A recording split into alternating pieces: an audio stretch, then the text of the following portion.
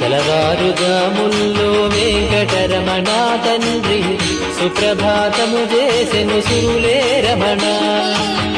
పంచామృతములతో వెంకటరమణ తండ్రి నిత్యాభిషేకములే నిత్యము రమణ.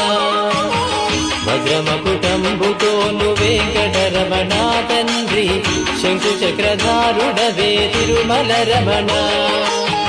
మూడు నామాలతోను వెంకటరమణ తండ్రి ముల్లోకములు ఏడడి మూర్తి విరమణ.